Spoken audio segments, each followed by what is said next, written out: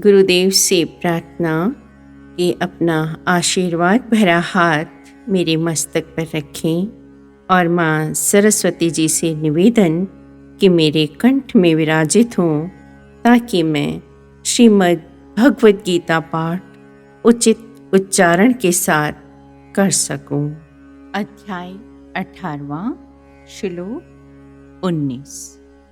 भगवान कहते हैं, गुणों की संख्या बताने वाले सांख्य शास्त्र में ज्ञान और कर्म तथा कर्ता गुणों के तीन तीन प्रकार कहे गए हैं। उनको तुम भली भांति मुझसे सुनो। माया रूप गाय के तीन प्रकार के बछड़े होते हैं जिनके भिन्न भिन्न रंग हैं। एक का रंग है श्वेत अर्थात सत्वगुण, दूसरे का रंग है रक्त यानी कि रजोगुण लाल, तीसरे का है कृष्ण यानी काला तमोगुण। उसके अनुसार देवगुण भी तीन प्रकार के हैं। जैसे श्री जपजी साहब में श्री गुरुदेव ने कहा है, एका माई जगत व्याई, तीन चेले परवान, एक संसारी, एक भंडारी, एक लाए दीवान।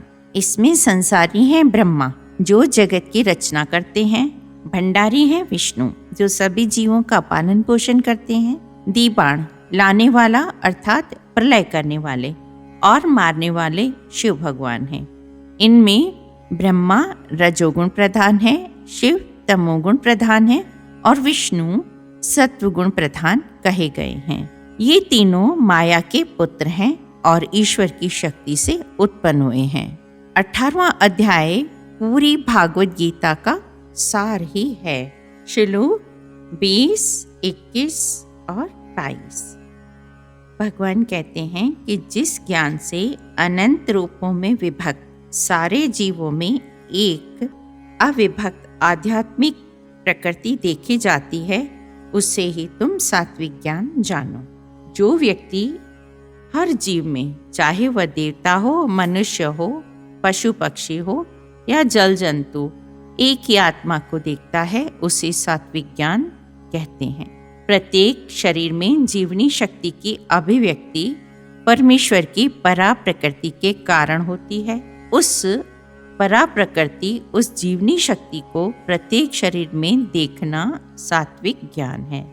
यह जीवनी शक्ति अविनाशी है। भले ही शरीर विनाशशील हो, जो आपसी भेद हैं वह शरीर के कारण हैं। क्योंकि बद्ध जन्म में अनेक प्रकार के भौतिक रूप हैं, अतएव जीवनी शक्ति विभक्त प्रतीत होती है। ऐसा निराकार ज्ञान आत्म साक्षात्कार का एक पहलू है। जिस ज्ञान से कोई मनुष्य विभिन्न शरीरों में भिन्न भिन्न प्रकार का जीव देखता है, उसे तुम राजसी ज्ञान जानो। यह धारणा है कि भौतिक शरीर ही जीव है और शरीर के विनष्ट होने पर चेतना भी नष्ट हो जाती है, ऐसा ज्ञान राजसी ज्ञान है। इस शरीर के परे कोई विशेष जीवात्मा का परम आत्मा नहीं है। ये सब धारणाएं रजोगुण से उत्पन्न होती हैं और वह ज्ञान जिससे मनुष्य किसी एक प्रकार के कार्य को अति तुच्छ है, सब कुछ मानकर सत्य को जाने बिना उसमें लिप्त रहता है, उसे तामसी ज्ञान कहते हैं।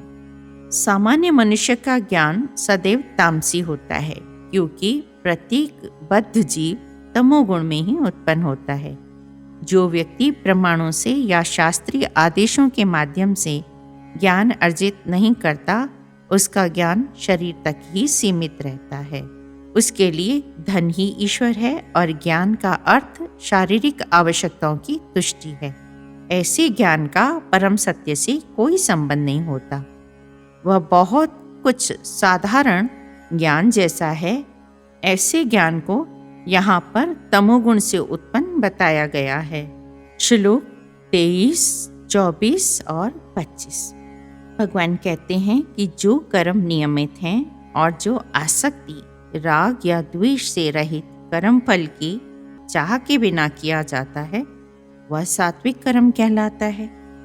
अर्थात विभिन्न आश्रमों तथा समाज के वर्णों के आधार पर शास्त्रों में बताए गए नियमित कर्म जो निष्काम भाव से अथवा स्वामित्व के अधिकारों के बिना प्रेम, घृणा आदि के भावों से रहित परमात्मा को प्रसन्न करने के लिए किए जाते हैं वे सात्विक कर्म कहलाते हैं। लेकिन जो कर्म अपनी इच्छा पूर्ति के निमित्त प्रयासपूर्वक एवं मिथ्या अहंकार के भाव से किए जाते हैं वे रजोगुणी कर्म कहे जाते हैं। और जो कर्म मोहवश शास्त्रीय आदेशों की अवहेलना करके तथा भावी बंधनों की परवाह किए बिना हिंसा अथवा अन्य को दुख पहुंचाने के लिए किया जाता है वह तामसी कर्म कहलाता है।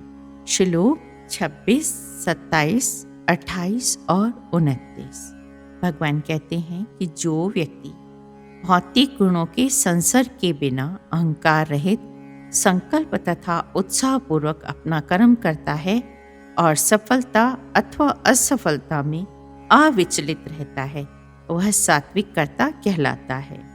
जो कर्ता कर्म तथा कर्म फल के प्रति आसक्त होकर फलों का भोग करना चाहता है तथा जो लोभी सदैव ईर्ष्यालु अपवित्र और सुख दुख से विचलित होने वाला वह राजसी कर्ता कहलाता है। जो कर्ता सदैव शास्त्रों के आदेशों के विरुद्ध कार्य करता है, जो भौतिकवादी हठी कपटी तथा अन्यों का अपमान करने में पटु है यानी कि चतुर है तथा जो आलसी है सदैव खिन्न यानी दुखी रहता है तथा काम करने में दीर्घ सूत्री माने कि लंबे समय तक एक काम को खींचते रहना वह तमोगुणी कर्ता कहलाता है। शास्त्रीय आदेशों से हमें पता चलता है कि हमें कौन सा काम करना चाहिए कौन सा काम नहीं करना चाहिए। जो लोग शास्त्रों के आदेशों की अवहेलना करके अकरणीय कार्य करते हैं प्राय भौतिकवादी होते हैं। श्लोक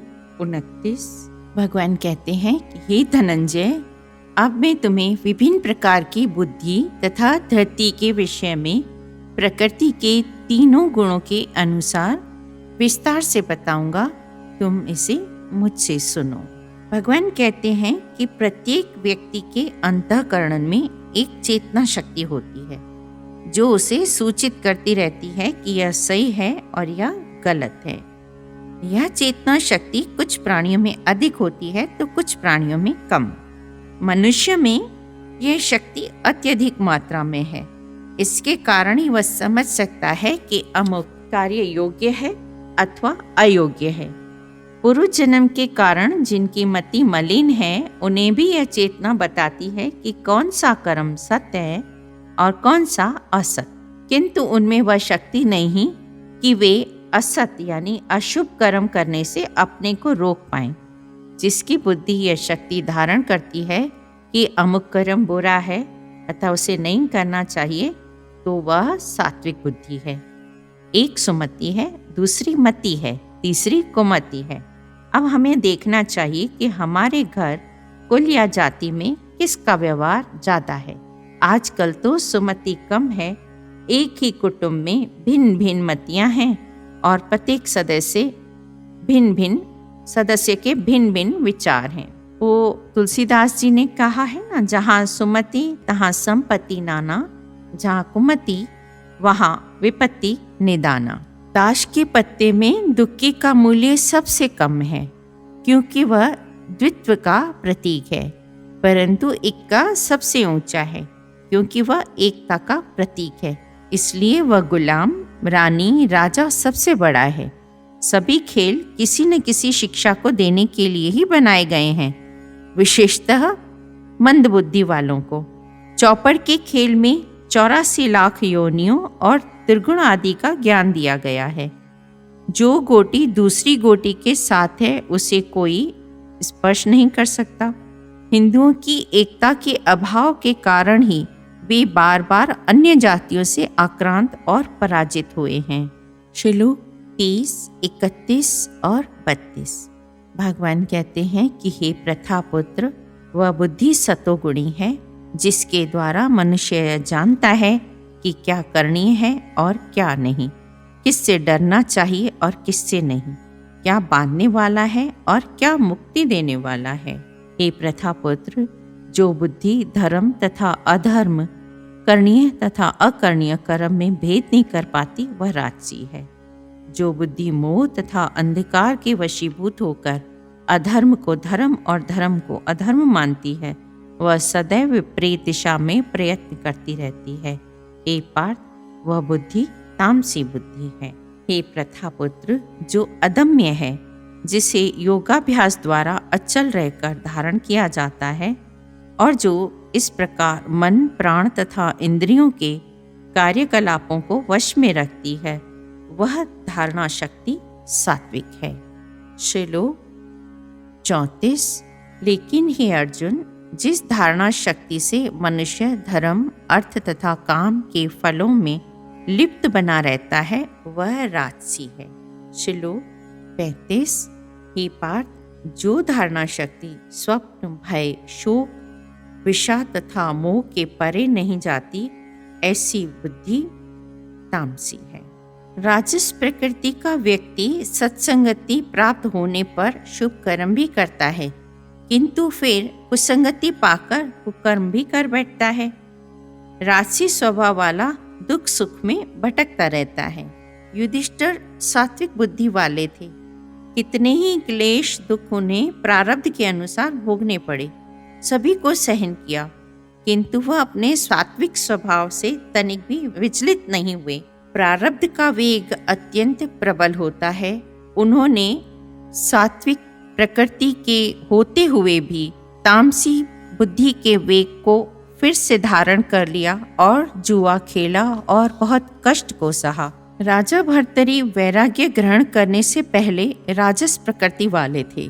धर्म के भी बड़े बड़े कार्य किए, खूब यज्ञ दान किए, महात्माओं के साथ समागम भी किया, परंतु विषय सुख का भी खूब भोग किया। किंतु जब रानी पिंगला के कारण वैराग्य उत्पन्न हुआ तो उनकी बुद्धि को आघात पहुंचा और वह परिवर्तित होकर सात्विक बन गई। तब वे उच्च कोटि के वैरागी बन गए।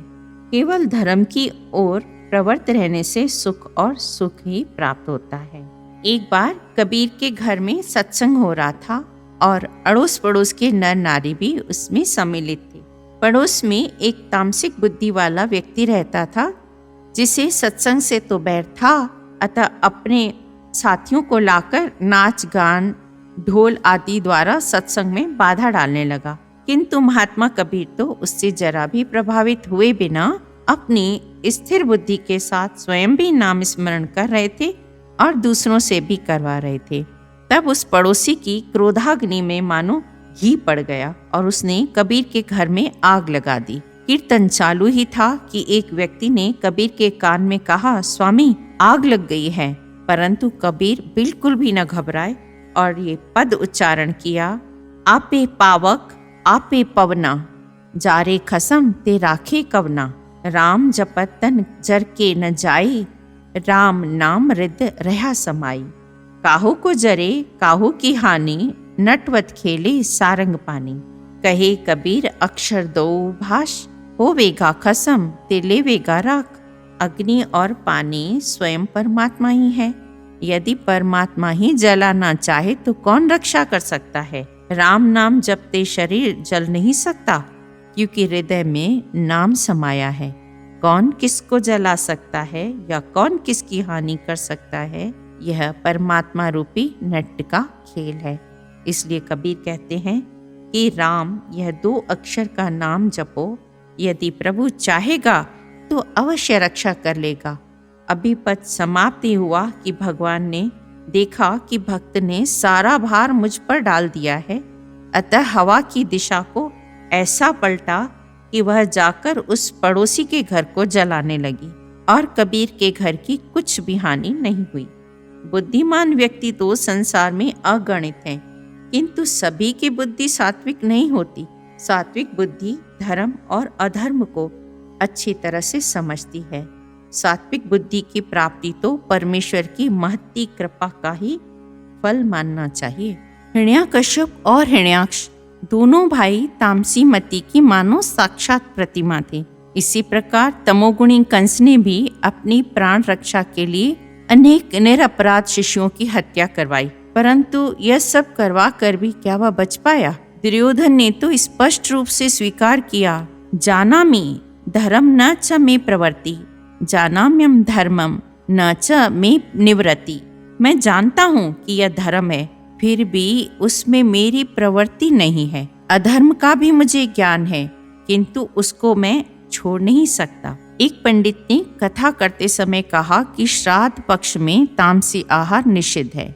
जो मध्य पात्र को पांव से भी छुएगा वह नरकगामी होगा और उसके द्वारा किए गए सभी श्राद्ध निष्फल होंगे। वहां पर बैठे एक तमोगुणी ने तत्काल कहा, महाराज आप तो बहुत बड़ी और उपयुक्त बात कहते हैं। शराब जैसी अमृत वस्तु को अपने पांव से जो ठुकराएगा तो नरक में ही जाएगा। कहाँ पंडित का भाव, कहाँ तमोगुणी का विचार। रावण जैसा कोई विद्वान न था, किंतु वह ऋषि मुनियों से भी लगान लेता था। किंतु इस दुर्मति का क्या परिणाम हुआ? तामसी बुद्धि वाले व्यक्ति दिखने में तो अन्य मनुष्यों जैसे ही हैं, परंतु उनके लक्षण पशु और राक्षसों जैसे होते हैं। सुखमनी साहब में कहा गया है ना कि करतूत पशु की मानुष जात। ऐसी बुद्धि वाले व्यक्ति इहलोक में कष्ट भोगते ही हैं और अपना परलोक भी बिगाड़ लेते हैं।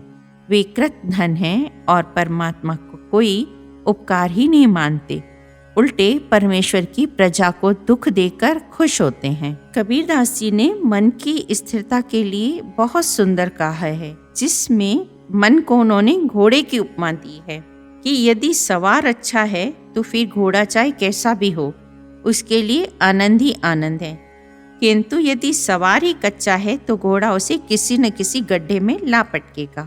जैसे कोई मतवाला घोड़ा कुएं में कूदने से भी न रहेगा, इस प्रकार स्वयं भी दुखी होकर नष्ट हो जाएगा और सवार को भी दुखी करेगा।